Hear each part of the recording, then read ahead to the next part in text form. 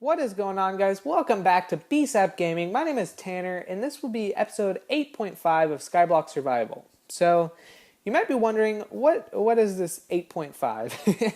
Well, I will tell you, this is not a live commentary. It's actually just sped up footage of me doing some resource collection, and I'll tell you more about it in the next episode because really what I want to focus on in this video is the brand new iPhone 6. And so I set my alarm to get up early to watch the whole Apple event this morning, and yeah, so I thought maybe I'd just make a little video breaking down the iPhone 6 for you guys who may have not watched the video. So this is the deal. The iPhone 6, there's actually going to be two models, which is a little bit different because they're actually two equivalent models. So last year, we got the 5C and the 5S, but the 5S was the better phone.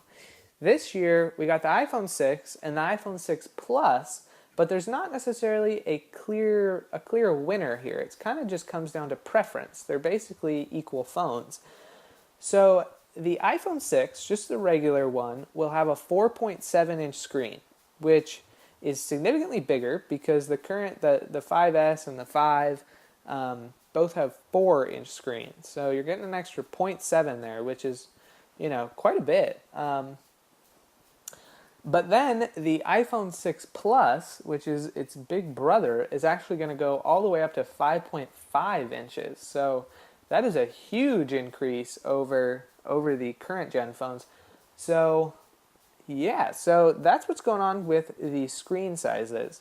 So next I wanted to talk about the housing. So the next iPhone, it looks pretty significantly different. They're going back to a rounded design, which is sort of reminiscent of like the iPhone 3GS, the iPhone 3G, the original iPhone, and you could even say maybe the first gen iPod Touch. So basically, it's rounded on the edges, and the glass is going to sit flush with the aluminum on the sides, which is a little bit different because right now the glass kind of protrudes out. So a little bit different there. It's supposed to be like really smooth feeling as far as like swiping from the edges for gestures and stuff. So I don't know. The jury's still out on that one, I think. I'm not quite sure how I feel about it.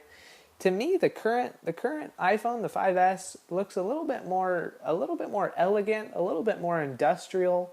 But I don't know. I've only seen this thing for 2 hours, so it's a little hard to make a call. I haven't even seen it in real life, of course. So I don't know. Well, we'll have to see. I don't hate it, but I don't know, something about it. I'm not super digging the roundness right now. So that's what's going on with the housing.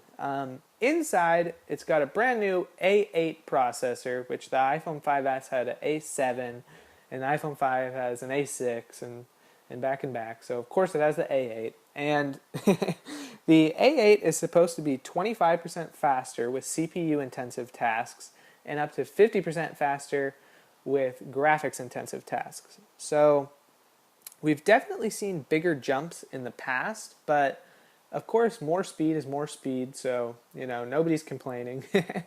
But it will be interesting to see because with these bigger screens, of course, they have bigger resolutions, and so you really need that extra power to drive these bigger displays. So actual frame rate improvements, there might be none.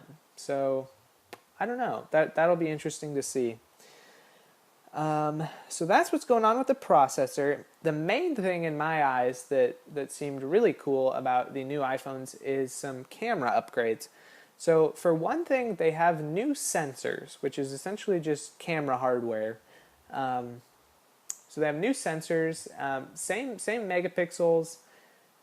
So not really too different, but Apple does say they are different.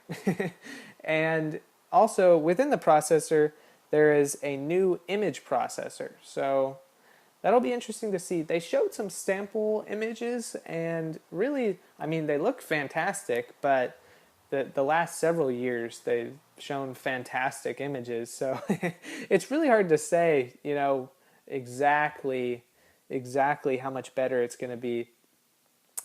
They have some new focusing technology also, so that'll be interesting to see, I guess. And yeah, so new camera stuff.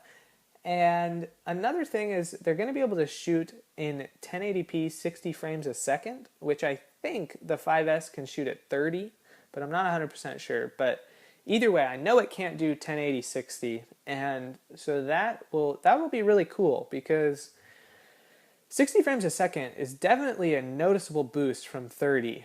So I think we'll definitely be seeing some better video coming off iPhones. Other than that, slow-mo, you can now shoot at 240 frames a second, which is up from 120 on the 5S. So actually double the frames per second there. So that's pretty exciting because you should be able to catch some even cooler stuff with slow-mo. So that's what's going on with the camera. Lastly, I wanted to talk about Apple Pay, which is really the groundbreaking feature on the iPhone 6. Everything else, I've talked about, it's like, well, new screen size, new housing, new processor, new camera. Those are all things everybody would expect, But Apple Pay is a little bit different. So it's actually Apple's new payment service. And according to their little presentation, what they're trying to do is replace your wallet.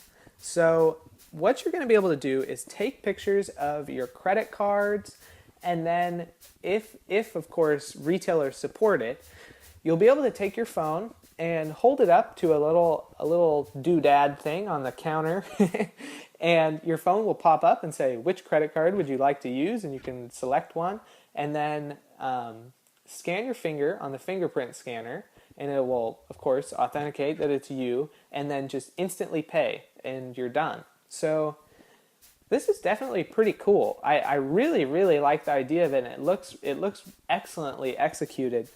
My only issue with it is I'm a little concerned how many retailers are going to support this, because really to replace the wallet, they've got to get the bulk of retailers to support Apple Pay. Otherwise, I mean, if 4 out of the 5 places you are going support Apple Pay, that's good, but you still got that one place that you're going to need your wallet for. So I don't know. I see this something as more of a long-term thing, that it's going to take years to really get almost everybody to support Apple Pay, if they even do. But like I said, it looks like an excellent product. A few people are going to support it out the gate. They said like Staples and Macy's and Subway. So I don't know. We'll have to see. We'll have to see how fast this gets adopted. But it looks really cool, and it looks well executed. So I don't know. We'll have to see. So anyway, that about wraps it up for the new iPhones, and I would encourage you guys to go check them out for yourself, maybe even watch the keynote. I'm sure it will be posted later on. And yeah, so I hope you guys enjoyed. I'll see you guys back for episode 9, and I will talk to you guys later.